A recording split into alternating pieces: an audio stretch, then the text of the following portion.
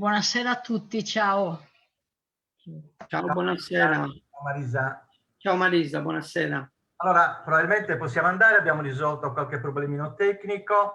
Iniziamo anche la diretta Facebook in questo momento. Io sono Antonello Fius, presidente di Tinera Romanica Amici del Romanico. Il mio compito è quello di dare a tutti il benvenuto, di salutarvi per questa ripresa di lavori, seppure non in presenza come è uso fare l'associazione nel corso di tutte le sue interessanti conferenze o nelle visite guidate. Abbiamo deciso però come direttivo di riprendere comunque l'attività, seppure in modalità videoconferenza, e per non dare troppo tempo di interruzione ai lavori che portiamo avanti da ormai oltre 10 anni.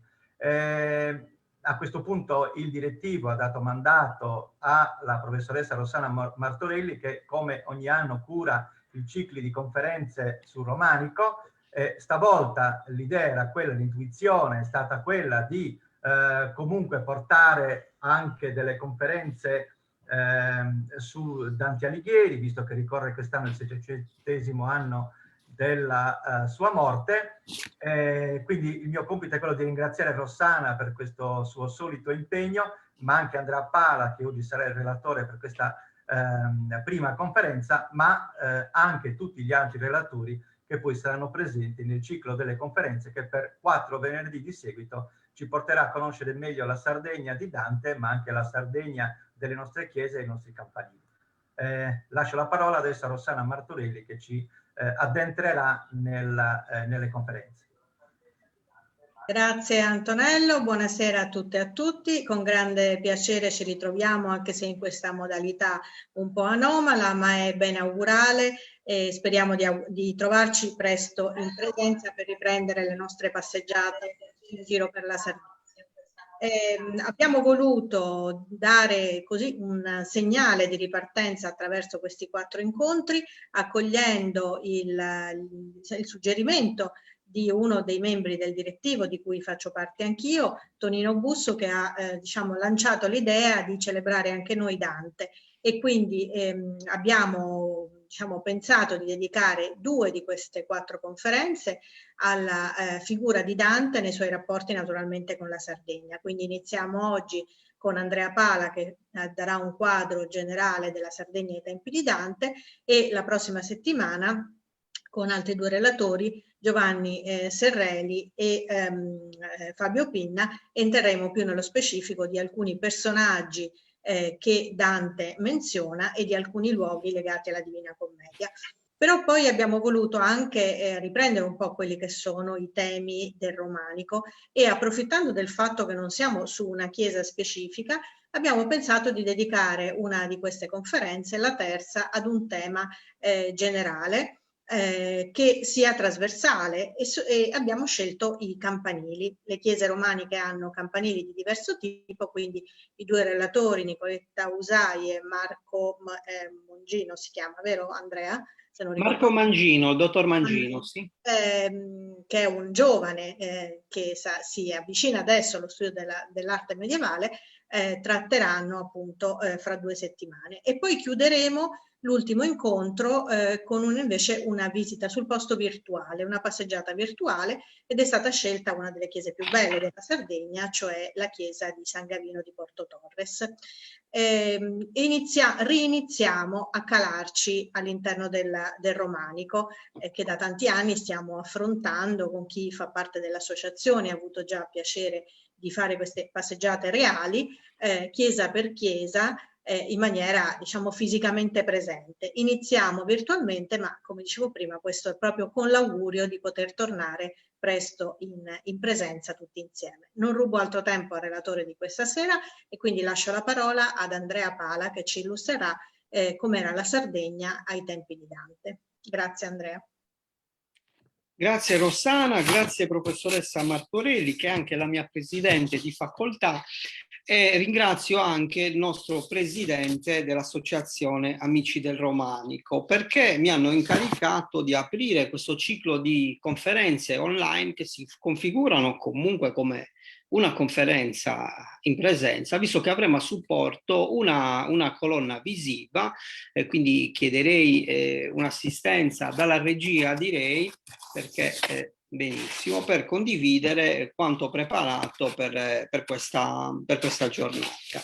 Per me è un onore, dicevo, iniziare dare avvio a questo ciclo di conferenze e cercare di costruire un quadro che si cala in un determinato periodo all'interno di quella che possiamo definire i tempi di Dante. Quindi noi partiremo dalla metà, in realtà un po' prima, quando Dante nasceva nel 1265, sino al primo ventennio del 300. Esattamente, Dante, sapete molto bene, muore a Ravenna nella notte tra il 13 e il 14 settembre del 1321. Quindi un arco cronologico piuttosto ristretto nella lunga storia dell'arte medievale, ma abbastanza significativo. Quindi parleremo della Sardegna ai tempi di Dante, ovvero sia qual era, da un punto di vista ovviamente storico-artistico. Vediamo la domanda della prima slide. Che cosa succede nell'isola dal punto di vista storico-artistico? In particolare il nostro interesse è il quadro architettonico monumentale, ricchissimo della Sardegna medievale, un arco cronologico che fa dall'undicesimo fino al XIV secolo. Contiamo chiese cosiddette romaniche, questo aggettivo utilizzato dalla fine del Settecento, ovviamente nell'Ottocento, per definire una categoria di edifici religiosi. Ma questo i nostri soci lo sanno già molto bene.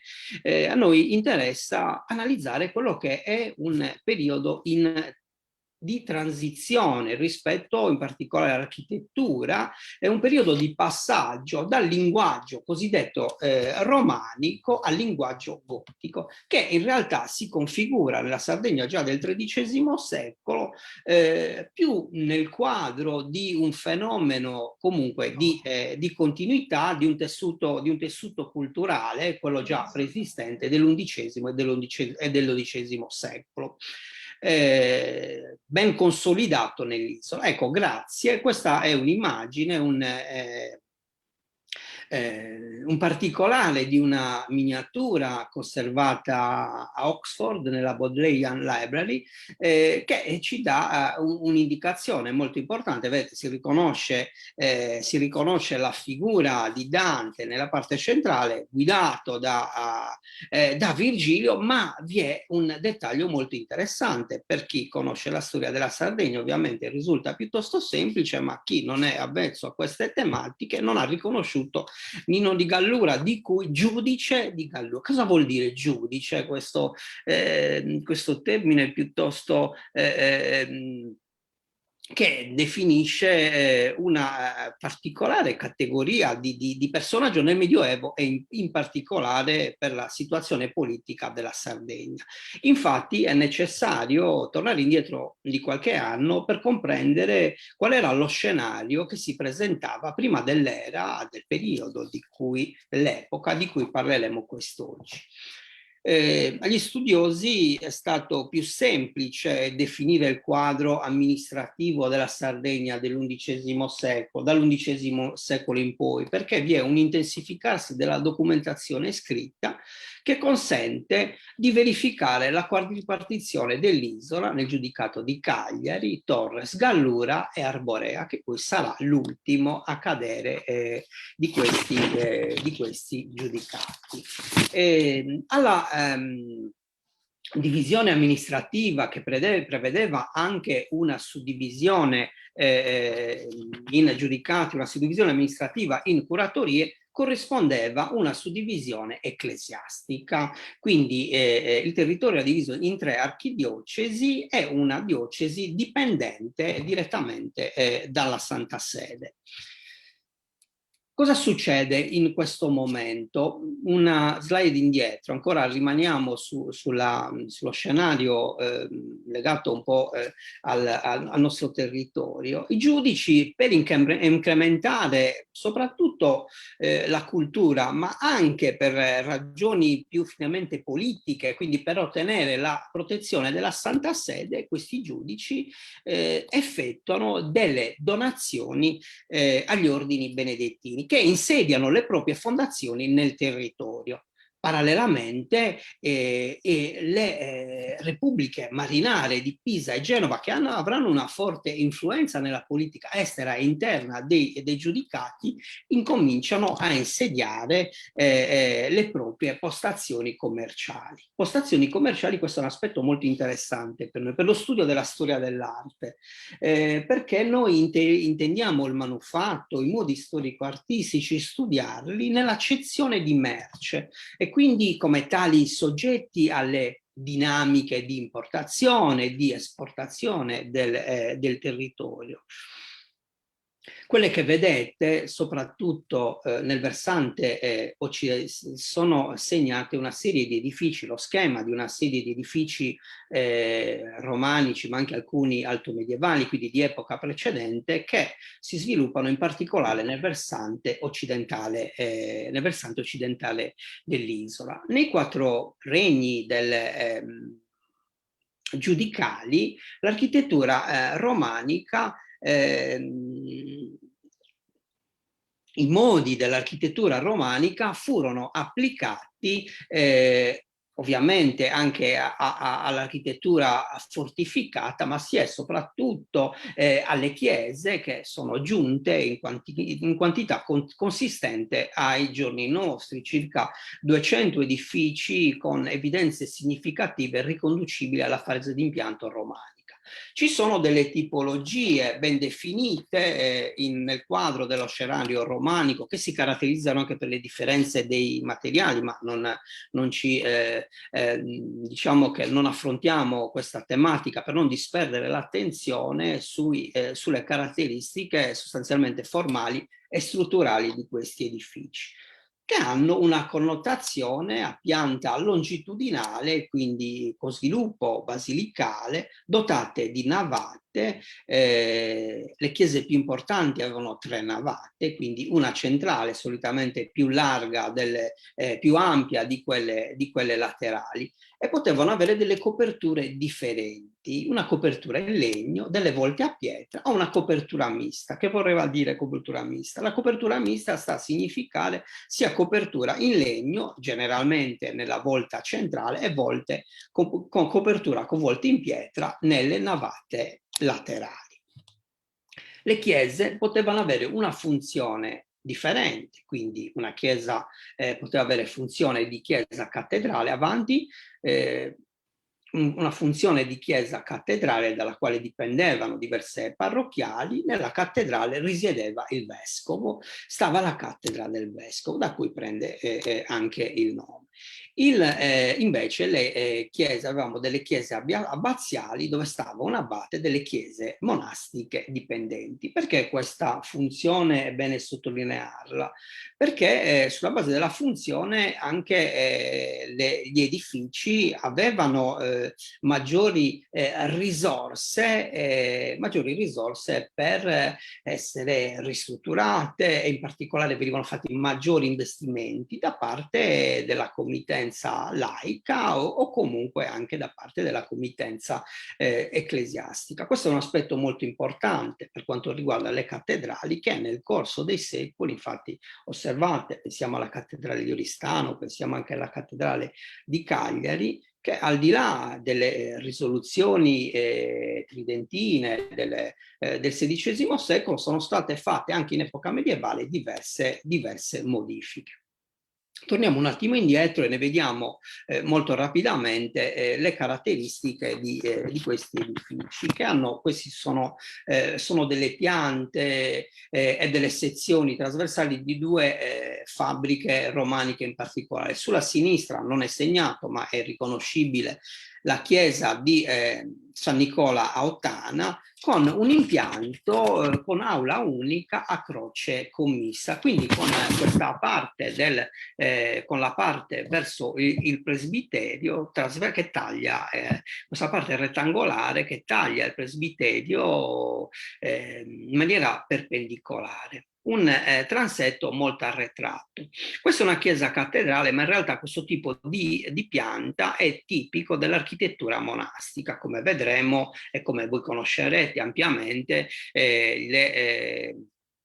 avrete visto, per chi risiede in Sardegna, la più nota chiesa della Santissima Trinità di Saccargia a Codrongianus, mentre sulla destra c'è una chiesa ex cattedrale, sono entrambe ex cattedrali, che ha di dimensioni notevolmente più grandi, nonostante il grafico non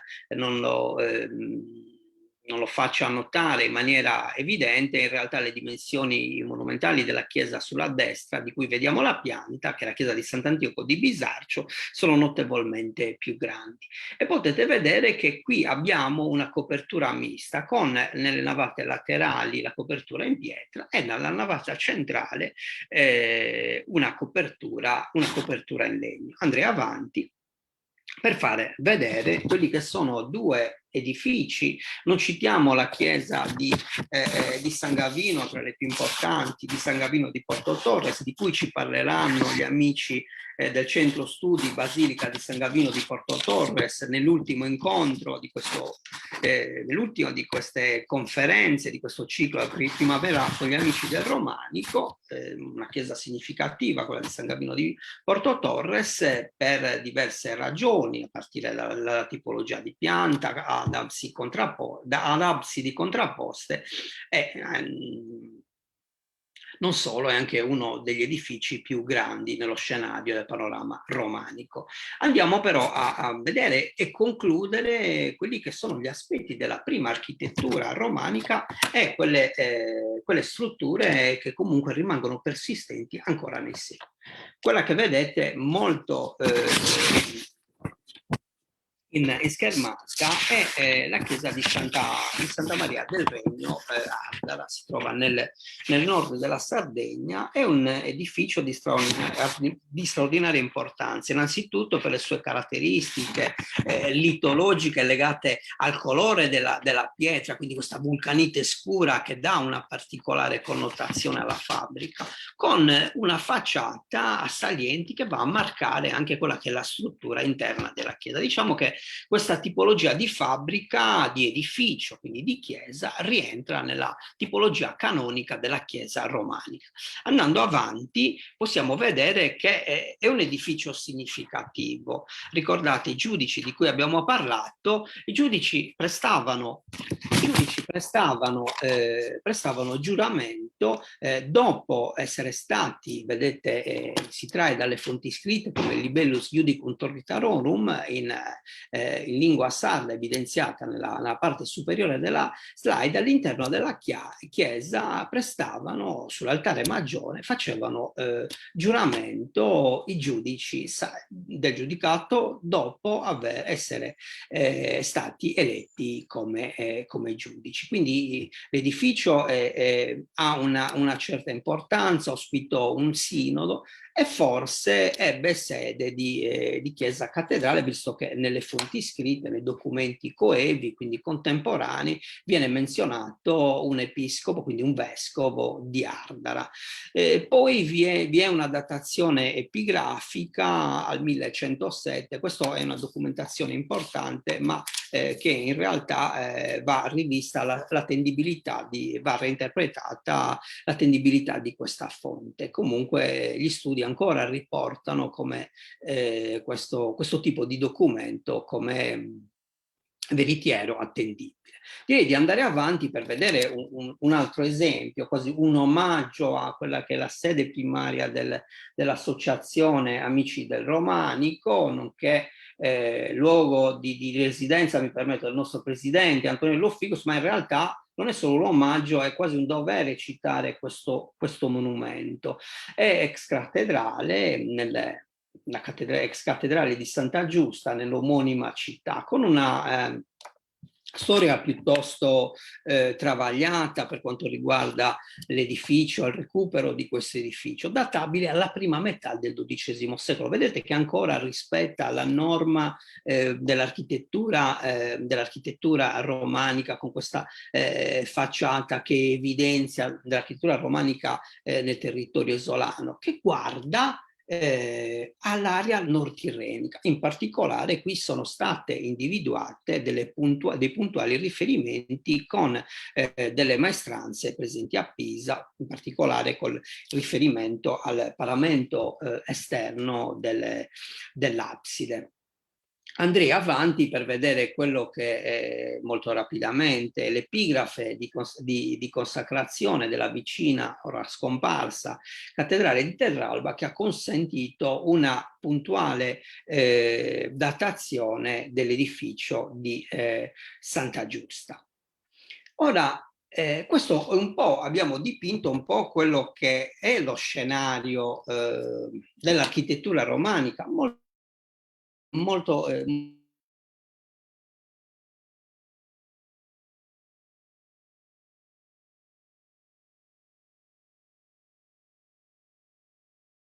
abbiamo parlato dell'opera d'arte nell'accezione di merce, quindi soggetta a scambi non solo di materie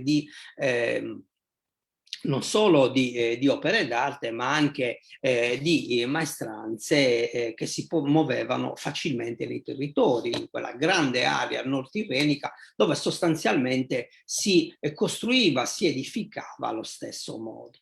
Nel 1297, vedete, Papa Bonifacio VIII infeuda, incurante dell'oggettiva situazione politica della Sardegna, infeuda a Giacomo II d'Aragona l'isola. Questo cambia uno scenario non solo politico, ma anche dal punto di vista storico-artistico. Non è una cesura netta, ma è una cesura. Non è una cesura, diciamo che è un cambiamento progressivo che ha inizio quando tra il 1323 e il 1326, al 1323 che sbarca l'infante Alfonso in Sardegna, poi prenderà in assedio la città di Cagliari, stabilendosi prima nel Colle di Bonaria e poi assediando il castello ormai nel 1326. I modi di intendere l'architettura cambiano e cambiano i flussi commerciali che in un primo momento avevano riferimenti nell'area nord-tirrenica, quindi Pisa, Genova. I rapporti con Genova in realtà vanno indagati ancora più puntualmente, a mio avviso, però il rapporto con Pisa è indiscusso, non solo dal punto di vista politico, ma in particolare commerciale. Quindi cambia l'asse commerciale che privilegia la penisola iberica, Barcellona, Cagliari, Napoli, al posto dei precedenti riferimenti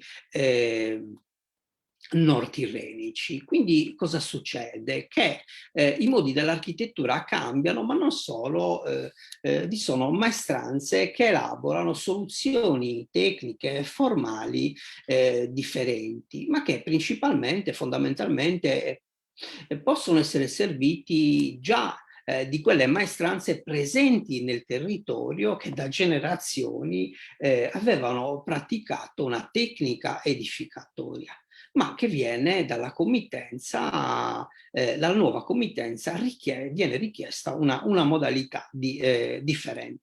Attenzione, solo il giudicato di Arborea continuerà in questo periodo, in questa prima fase, ma va rivisto anche questo aspetto, continuerà a portare opere di matrice italica, in particolare nei primi decenni del XIV secolo, quindi del 1300. Quella che vedete è una visione dall'alto, a volo d'uccello, della città di Cagliari, dove si vede la struttura fusoliera del castello di Cagliari, che cadrà nel 1250, il giudicato di capitale del giudicato di Cagliari, che cadrà nel 1257, e vedete nella parte centrale il Duomo di Santa Maria e Cecilia, nella sua facile sconnotazione neoromanica, soprattutto nella facciata, ma anche affiancato dal campanile presumibilmente originario della fase almeno duecentesca, di cui ci parlerà la professoressa Usà in una delle prossime lezioni e il dottor Marco Mangino in uno dei prossimi incontri. Perché facciamo vedere la cattedrale di Cagliari? Perché la cattedrale di Cagliari, se noi andiamo all'interno e vediamo le due cappelle che sono edificate in corrispondenza del transetto, quindi quell'area trasversale che abbiamo visto simile a quella che abbiamo visto precedentemente nella pianta del San Nicola di Ottana, vengono edificate prima del 1323 sicuramente sulla sinistra, la cosiddetta cappella pisana, che richiama i modi dell'architettura, che fa riferimento alla cultura italica, di area nord-tirrenica, con questi costoloni che in realtà si incrociano e si interrompono prima di arrivare al suolo.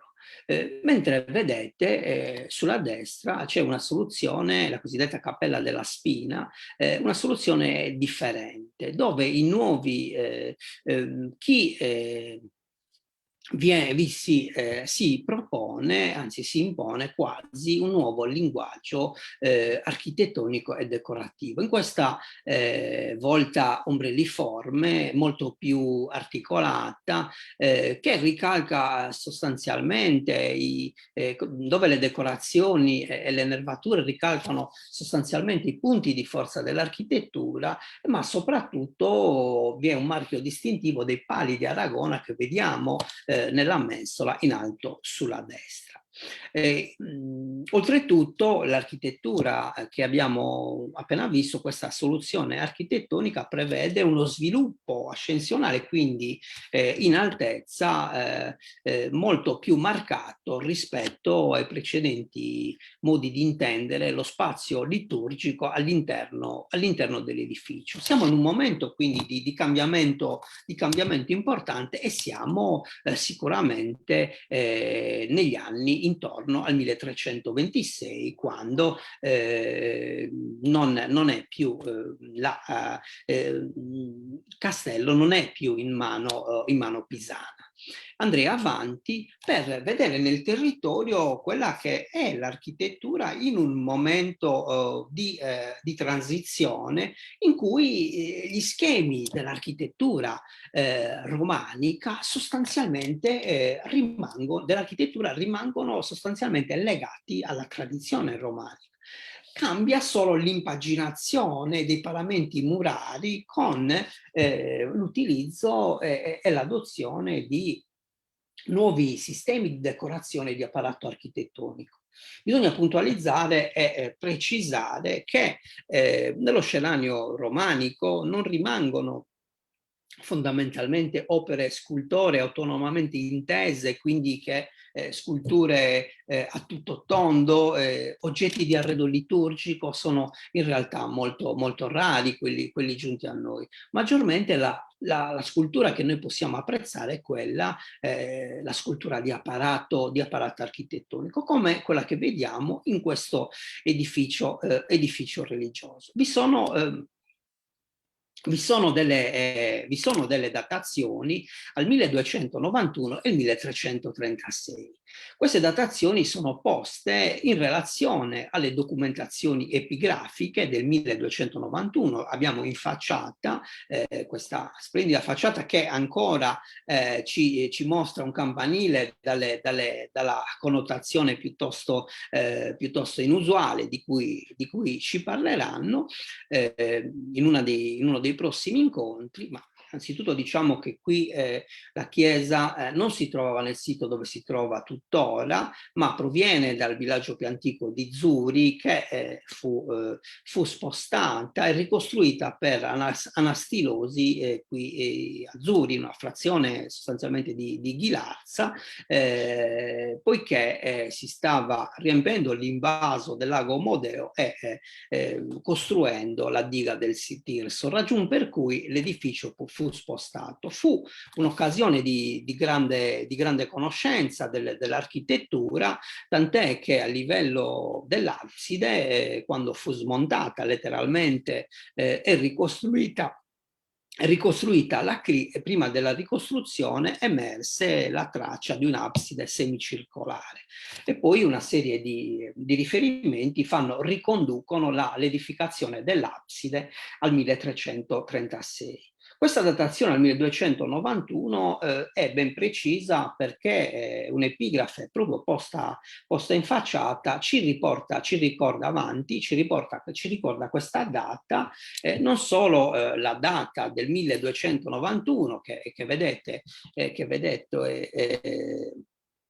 vedete in alto, ma il nome della committente Sardinia della Con è addirittura l'architetto che realizza questo edificio, Anselmo da Como, le cui caratteristiche forse riconducono alla sua produzione anche la facciata della chiesa di San Pietro a Bosa, che molti di voi conosceranno e che credo abbiano anche visitato in una delle nostre passeggiate, oppure anche in maniera autonoma. Quindi abbiamo dati molto importanti. In realtà questo Anselmo da Como, pure vediamo l'architrave che si trova nell'ingresso del portale principale, posto in facciata, che riporta, vedete, inginocchiata Sardinia della Con, quindi che è la committente, la badessa che commissiona questo edificio. Anselmo da Como lo realizza in una ricchezza decorativa straordinaria, tant'è che si è pensato che Anselmo da Como fosse più scultore che architetto, e infatti dei problemi strutturali già emersero nel 300, appunto, quando fu riedificata l'abside. Come potete vedere, lo sviluppo di questa architettura sostanzialmente ricalca quelle che sono le strutture di una fabbrica e di una chiesa romanica, così come un altro edificio che ora vediamo. Questa è l'abside del 1336 di cui abbiamo parlato poc'anzi, che si differenzia rispetto alla precedente, che era un'abside semicircolare come questa che vediamo nella chiesa di Santa Maria di Bonarcado. Anche qui abbiamo delle datazioni, una datazione riferita a un'epigrafe del 1242 e il 1278, l'anno di riconsacrazione in realtà. Questo edificio straordinario, importantissimo non solo per la storia dell'arte medievale in Sardegna, ma anche per la storia in Sardegna, visto che si collegano adesso importanti documenti e fonti scritte, come contagli proprio omonimo di Santa Maria di Bonarcado.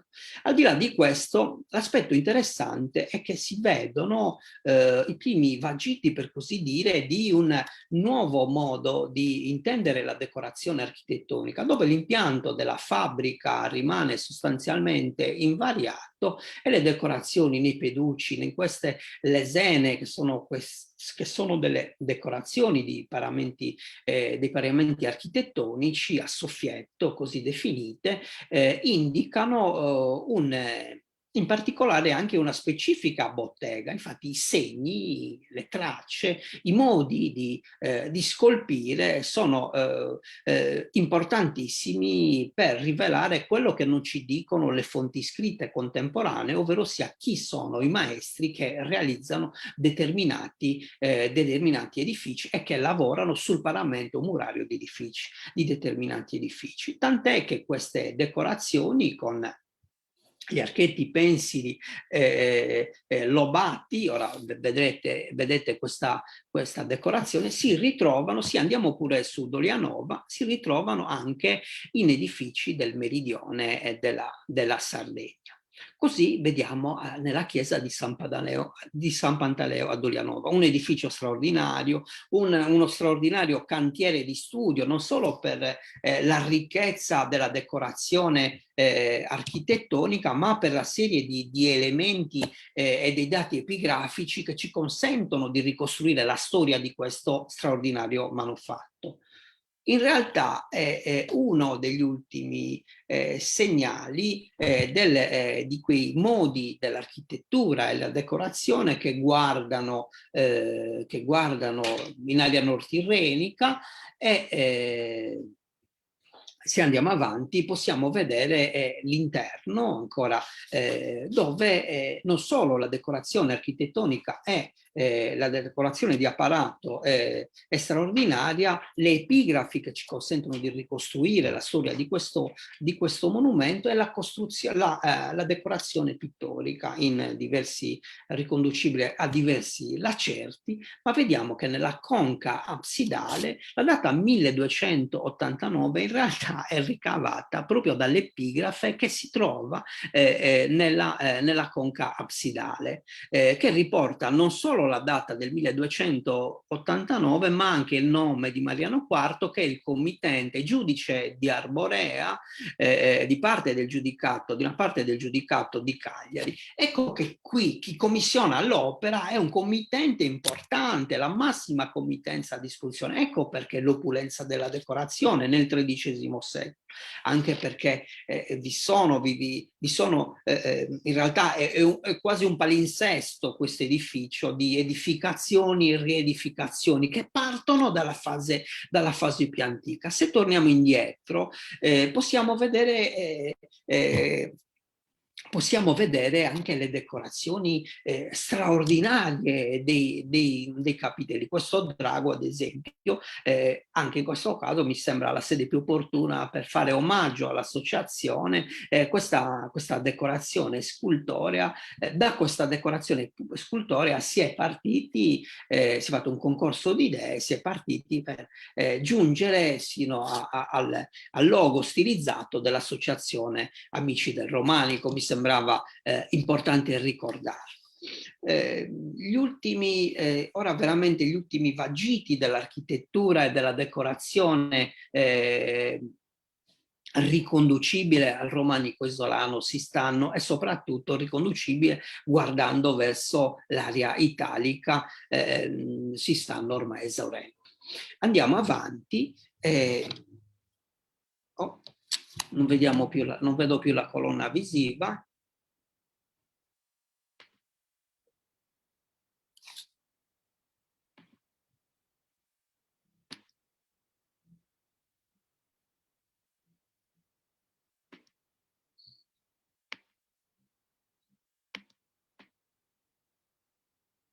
Andrea, forse devi chiudere la videocamera.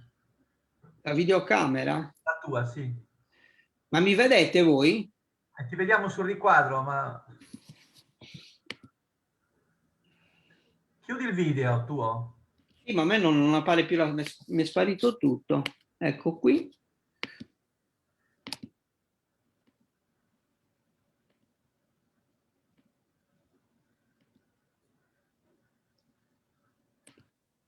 Ecco, ora mi vedete? Per me è tornato tutto normale. Perfetto, perfetto. Grazie. Tornerei scusatemi, un problema tecnico, io ho un problema tecnico al mio Mac.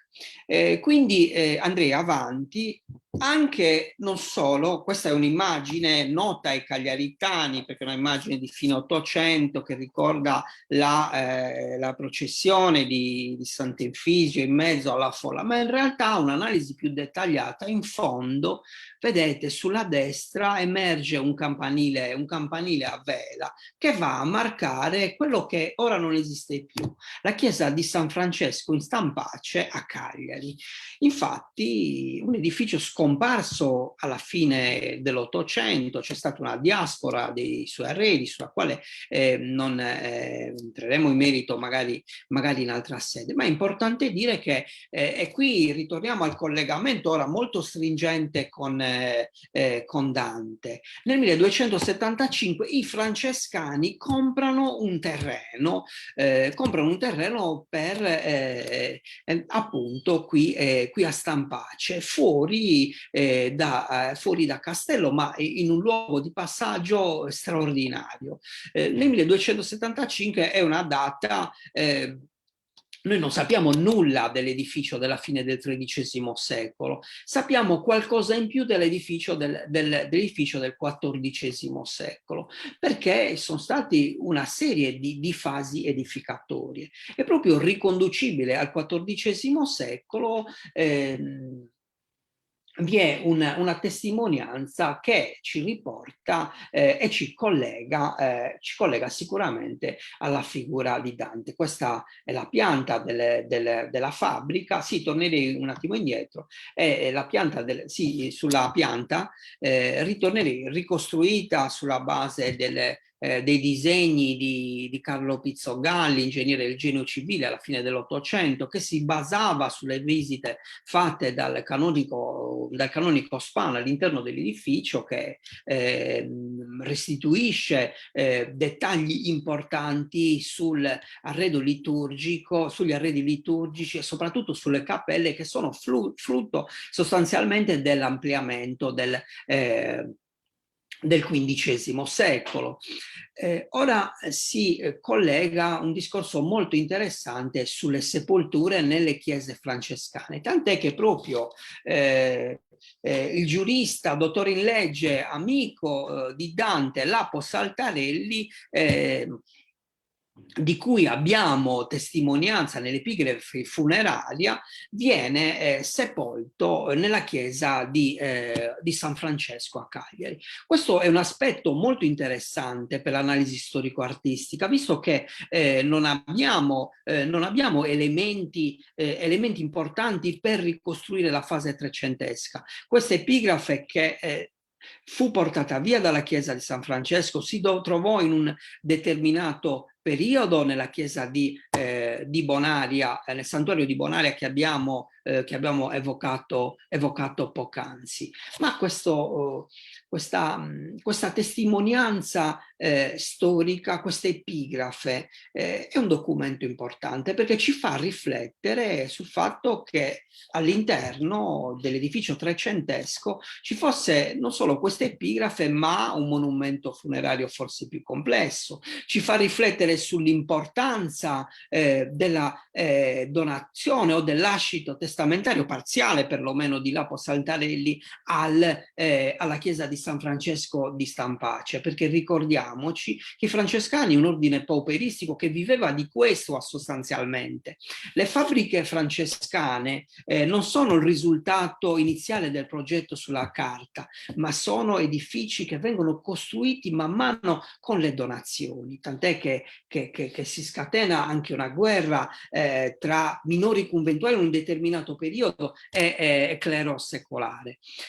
Andiamo avanti, quindi noi possiamo immaginare che ci fosse un monumento più complesso. Questo che vedete è un'opera straordinaria, riferibile però al fratello di Lapo Saltarelli, Simone Saltarelli. Questa chiesa, questo monumento funerario straordinario, complesso, è realizzato dalla bottega di Nino Pisano alla metà del Trecento, fu realizzato appunto per il fratello che divenne arcivescovo di Pisa nel primo ventennio del 1300. Un monumento complesso.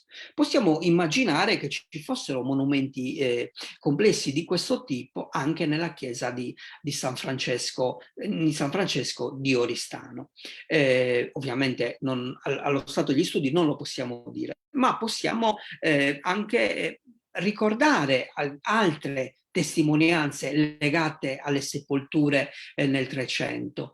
Guardate come la parte evidenziata, tornare indietro, la parte evidenziata del monumento di Simone Saltarelli in un particolare punto dove gli angeli elevano l'anima del defunto, in questo caso Simone Saltarelli, quindi con una visione ascensionale del monumento verso le sfere celesti.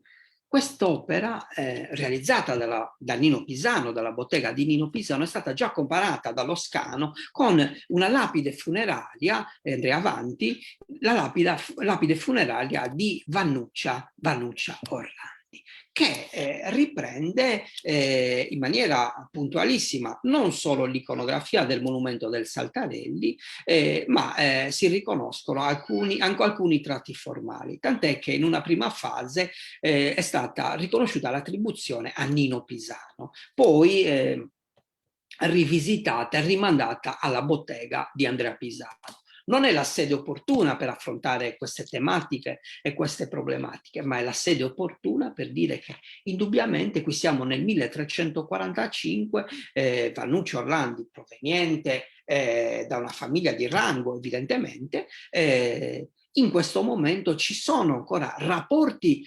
commerciali con la Repubblica dell'Arno. Le merci continuano le opere d'arte continuano ad arrivare. Difficilmente le maestranze di questo tipo, le maestranze si spostavano nel territorio isolano. Ne è una testimonianza che rimanda ad altri territori dell'isola, la presenza di maestranze di altissimo livello, perché quella dei Pisano nel 300 era una delle più importanti, delle più importanti botteghe presenti nell'area del Mediterraneo occidentale, e aggiungerei, direi anche non solo. Tant'è che in Sardegna, nel giudicato di Arborea, ora vedete, ritroviamo una straordinaria opera, un vescovo scolpito in marmo, è firmato proprio da Nino Pisano, che a mio avviso faceva parte di un monumento più complesso, ora custodito nella chiesa di San Francesco ad Oristano. Chiudiamo con un quadro cronologico che arriva sino al 1300 inoltrato, oltre la metà del 300. Abbiamo visto che in Sardegna continuano a esserci maestranze dove la tradizione romanica dura soprattutto nell'architettura e nella scultura, fino al 300, fino al 200 inoltrato, ma nel 300 incomincia a cambiare il linguaggio. Bisogna ragionare non tanto in una prospettiva diacronica, quindi cronologica, ma in una prospettiva sincronica, ragionare sulla base della situazione geopolitica di determinati territori. Io vi ringrazio per l'attenzione e concluderei qui il mio intervento.